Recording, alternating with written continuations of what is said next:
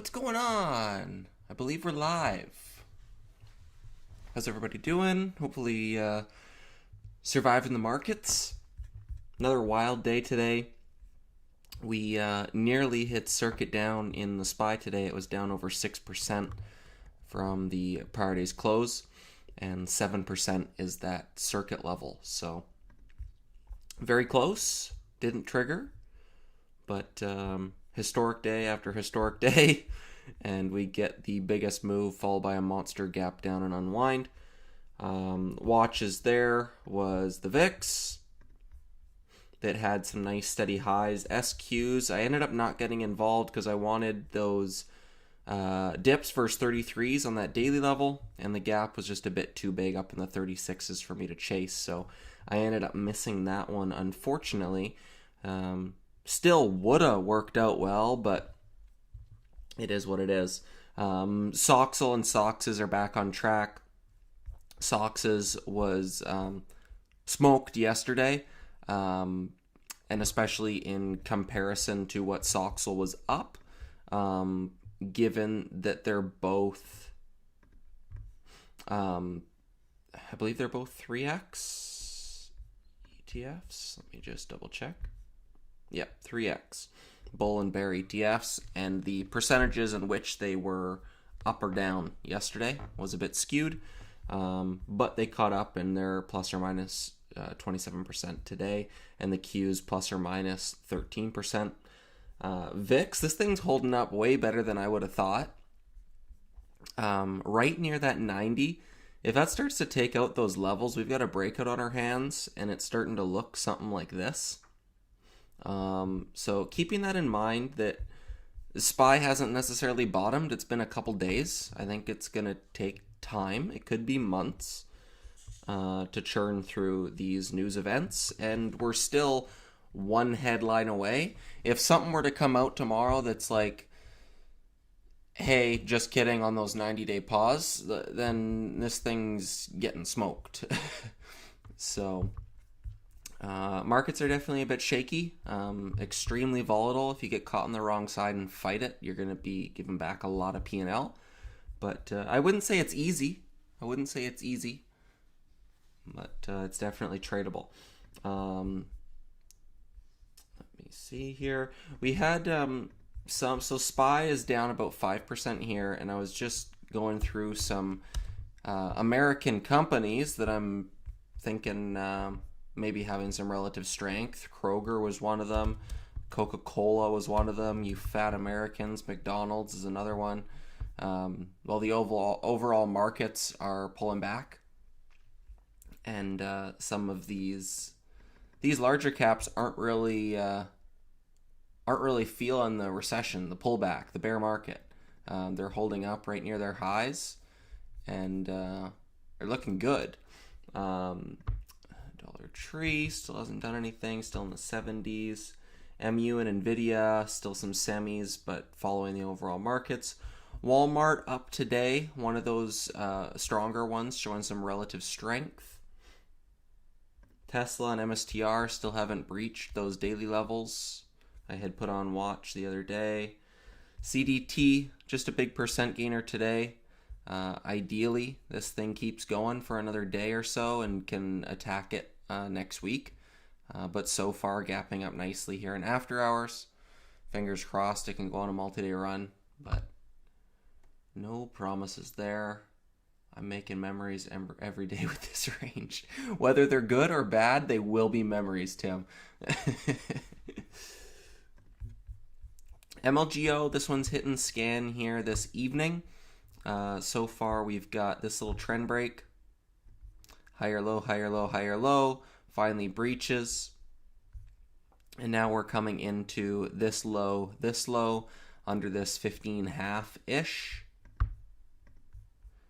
So if this starts to take out prior bar lows, and this range here it put into the end of the day is tradable, I like this for a possible daily failed fall through. Same kind of thing that NMAX just did, where you have that hard crack, lower high, and then starts to roll over. I think we're in this stage right here for MLGO. So I think worth keeping that one on watch. VVPR, kind of similar. it would have to take out this $3 level. It trap shorts a bunch with these random PRs, so not really one I'm interested in swinging, but similar kind of idea there. RCAT, let me see if I throw on a couple moving averages.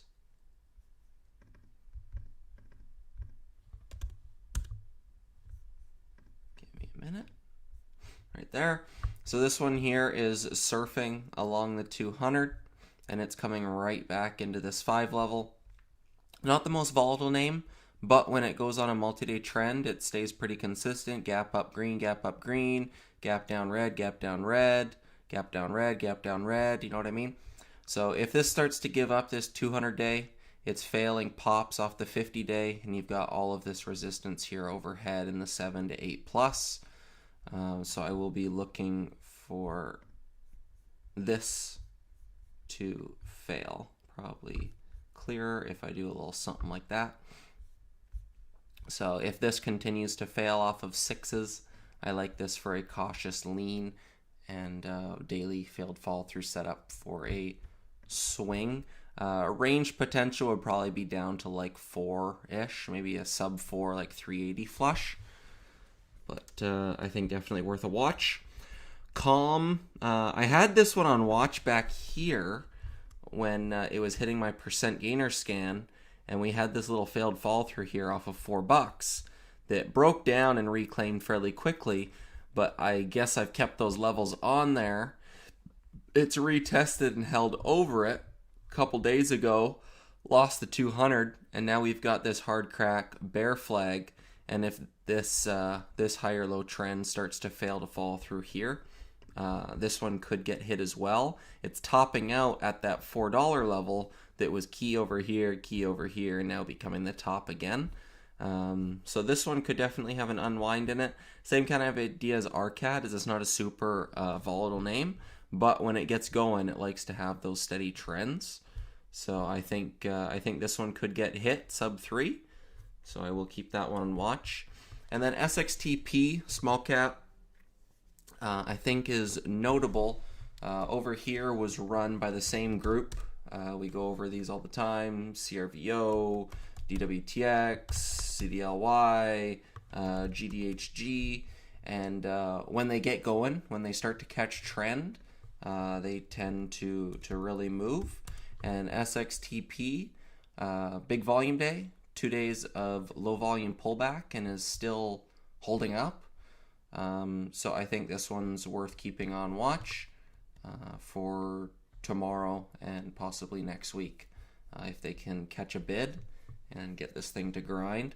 It does have some hard cracks, so I think it would be a smaller size, wider risk kind of idea, but no position there yet for me right now, but worth keeping on watch. We'll see where SPY's gapping tomorrow. To be honest, I'd like this thing to just flush everybody out. I think a lot of people got rewarded for... We had 1, 2, 3 days of pull, and it's never seen lower since that gap down washout day. So yes, it was that capitulation idea, but since then, any dips you've bought have been rewarded with these Truth Social mentions by Trump. So I think what would be the best and make it the least crowded is for one last little 480 flush out. I believe Tesla did that. Where was it? I think it was here, was it? Which day was it? It was one of these days. I think it was this one when it started to capitulate. Broke down a little bit. Yeah, this is it. Because you get this capitulation move, you get a little bounce, 20 points or so, but then it starts to roll over. And this is like that final test to just shake out all the longs that are still holding from here that have never been down on their money. Give them one last little conviction test, and then it's off to the races for that real bounce. And I think if we could get that on SPY, where you get that flush, nobody's been underwater, flush them out, even sub 480s. I think that would be really nice. What's going on, Jeff? Josh always likes the way I do things. He's a consistent commenter. So, yeah, as far as names go, probably looking at some short swing ideas for names that are failing trend. I'm going to keep a watch on VIX. If this continues to push, it's kind of foreseeing what, it's telling us what it wants SPY to do. So I think worth keeping a watch on there. But large caps have kind of slowed down a bit for me right now, just because we're in this chop. We've got big days. Now we're just going to be inside days. And I don't think that there is enough consolidation for more bear flag breakdowns, and we're not really capitulating for a bounce. So I'll focus on those other few names that hit scan and see where we're at from there. Like that flush out idea. Cool. Sounds good. Timmy and I on the same page. So, what do you think Tesla will do tomorrow? The only real trade for me on Tesla is this big picture breakdown in the two teens. Outside of that, I don't really have a bias on it. So for now, I think it's just in a big range. Two teens up to like 280, and anywhere in there, I have no interest in trading it. If it starts to firm up 280s, I think you got a lot of meat on the bone for a bigger bounce back up into the threes. And what I'd much prefer is this two teens breakdown. So that's really all the thoughts that I got on it. But I will leave it there. And yeah, thank you guys for tuning in. I will see you in the room tomorrow. Peace.